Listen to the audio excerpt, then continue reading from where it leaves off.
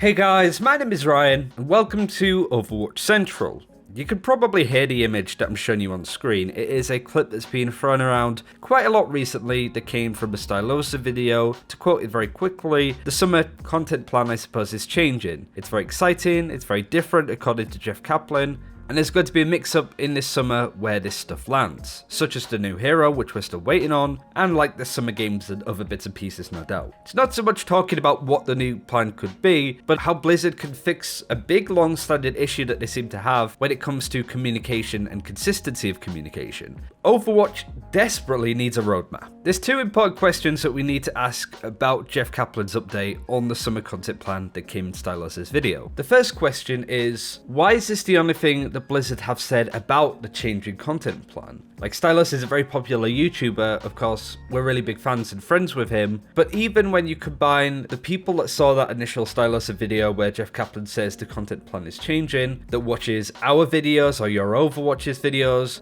basically repeating that information to our audiences as it's pretty big news, that's still probably less than 5% of the overall player base of Overwatch. There will be people that play the game that are expecting Hero 31 that don't know when he's dropping because they haven't seen those videos, right? And it comes down to Blizzard's communication about stuff in their plan. There's been no blog post, there's been no developer update, not even like a tweet just to say, hey, the summer content plan is changing. Stuff's been moved around, don't panic, there's still could be a new hero, yada yada yada. And I don't know about you, but I feel overall that's a pretty big problem. That's big information that's not being communicated to a big percentage of the Overwatch player base. And being honest, Blizzard does communicate a lot of important information early on. A few examples of this is Diablo 4 before BlizzCon. There's a blog post of Blizzard saying, hey, don't expect Diablo 4. They were trying to control expectations going into the BlizzCon announcements, and we all know how that ended up. But Jeff Kaplan has also done this with Overwatch. Last year, before BlizzCon, he said there's not going to be a new map at BlizzCon.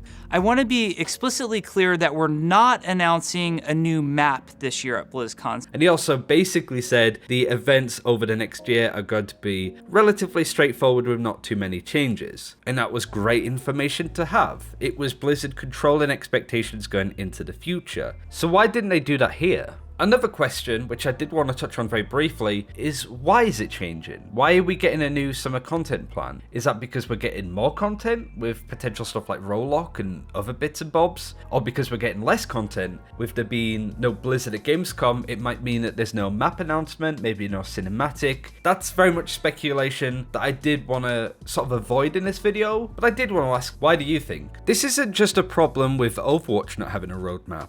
Activision Blizzard as a whole just don't really do roadmaps. Like, there's no real plans going into at least any of the Blizzard games, which is one of the reasons why they feel so up in the air. I mean, no doubt there's going to be big announcements at BlizzCon, which might be a good time to start going, here's the next year, 2-year plan of World of Warcraft or Overwatch or, you know, new games, Diablo 4, whatever. But there is one game, actually, looking into it, that has been following a bit of a roadmap, which has been received in an incredibly positive way. World of Warcraft Classic. It's an incredibly basic roadmap going into World of Warcraft Classic's content plan at launch. This came out on March the 11th, a couple of months ago, and talks about all of the content that was in Vanilla WoW and how it's going to be implemented into this new iteration of the game. Break it down into 6 phases, you can easily see what content is dropping when and in what order. They did highlight, however, that there's no dates as to when these phases are going to launch. That's still up in the air. But I remember seeing people like Esfrand, Asmongold's reaction to seeing just this content plan and how positive it was. While we can't elaborate on every detail of every step we're going to take yet, we're here reading all of your questions and we're going to keep the answers coming. Dude, bravo. Bravo! I think WoW Classic was a game that was very much up in the air with how it would be received. A lot of people not really sure how it would do in terms of popularity, but this was a huge first step for WoW Classic in order to sort of take control and go, here's the plan that we have in place for this game. And as I said, there's not a lot of detail here, it's just generic steps into what order it's going to be, and the community received it very well. Now, of course, the caveat to that is that WoW Classic's content has been in place over the past 10 years. It's the same order of vanilla WoW. They generally know what they're making, and they're not really going to stray away from that content plan. They're not just going to add in new raids and new bosses and new classes, are they? Because they just want to repeat the process from 10 years ago. But I just wanted to highlight it to show the positive impact that even a straightforward roadmap can have. And that's the thing about roadmaps. They really don't need to be deep in detail. This is the one that Miska sent to me from Rainbow Six Siege. I don't really play the game, and looking at a lot of this stuff, I'm not quite sure I understand a lot of it. But each of these seasons, apparently, is 3 months. And they basically say that there's going to be 2 new operators every 3 months with new map changes and reworks because they don't want to add new maps. They just want to change the ones they already have. And throughout, they're saying that they're going to be balancing operators, looking at player behavior. Like, there's no real detail in here. It's not giving too much away. And I think a little plan like this would really suit Overwatch to a T. There is that reputation, I suppose, that PvE games have with their roadmaps to be, like, in a lot of detail. This one for Destiny 2, whilst it isn't, like, giving too much away, it does give a lot of info to what's happening in each of the seasons. But of course, that's a PvE game. It's going to have a lot more different content. But considering that Rainbow Six Siege is another PvP game, it does show that even PvP games could benefit from having a roadmap, as again, this roadmap was received very positively from the Siege community. But it also does highlight another problem I suppose Blizzard have when it comes to announcing stuff, when it gets delayed. Delays happen all of the time. Games get cancelled, plans and projects that maybe even Overwatch was hoping to implement have been scrapped that we will definitely not know about. But even in just those smaller iterations, here's a really good example that came from Jeff Kaplan himself when he posted on the Blizzard forum saying, hey, there's going to be a PTR patch this week. And then it got delayed to the week after. And that made a lot of people very mad.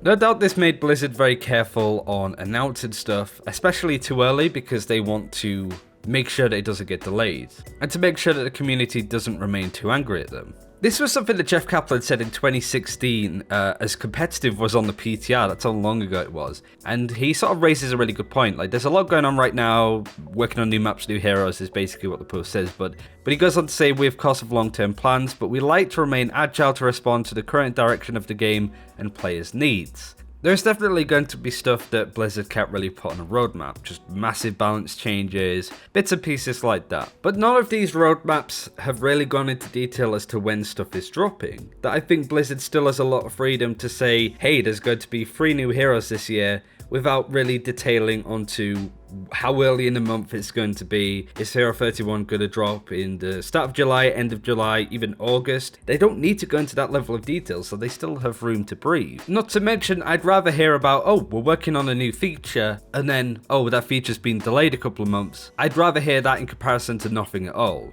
I guess the last argument that Blizzard may have against having a roadmap would be they want stuff to be a surprise, which I think is, yeah, okay, like that's fair enough. In some cases, yeah, at least. Like stuff like Overwatch 2, when they announced whatever this new game could end up being at BlizzCon, if it is in fact happening, they're of course not going to be like, hey, we're going to be working on this new Overwatch game that's going to be announced at BlizzCon. They don't want to ruin the surprise, you know, they want to keep that excitement hyped up, which I fully understand. However, it feels that Blizzard try and do that with everything by going radio silent before a new hero comes out. Like even now, we're sort of waiting for stuff on Hero 31, and for like 2 weeks before we heard anything, it's just been dead from Blizzard. To sort of wrap up, Blizzard and Overwatch is in limbo right now with how they announce stuff. No doubt they're looking well past BlizzCon, they plan ahead so much, they're probably even working on the Chinese New Year skins as we speak. But the point that I'm trying to make, I suppose, is that the community needs to have an idea on the direction that Blizzard are taking the game, even if it's a really vague one. Being stuck in this limbo sucks for a lot of us, and the only way that we could make sense of what Blizzard was going to do was to take previous years. That's how we made our content calendar videos, by going, oh,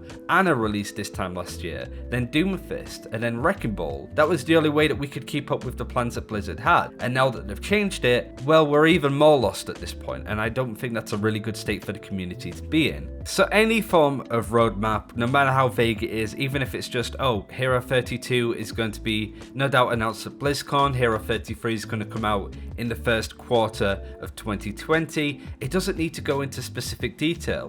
They give us an idea on when new maps may drop, give us an idea on when events are going to be planned. Just something that enables us to look at the rest of 2019 for Overwatch and go, okay, this is what's happening. because Blizzard now shifting stuff around, whilst it's exciting, is also problematic in order to know where the game is heading, I suppose, at this point, which is one of the biggest issues that I think Overwatch has been struggling with. We've spoken about it a lot in the past, but a roadmap is just such an easy fix that Blizzard could do, saying, hey, here's what we'd like to get done in the next 3 months. Even if it's just like an online post like Rocket League, it's better than what we're getting right now. So that's my argument as to why Blizzard desperately needs a roadmap of some sorts to be able to talk about their content plans and not just kind of have an offhand comment at the end of an interview on a YouTube channel. There needs to be more official statements. Let me know what you think, what you'd like to see over the next 4 months leading up to BlizzCon and after that. Thanks for watching, take care, we'll see you next time.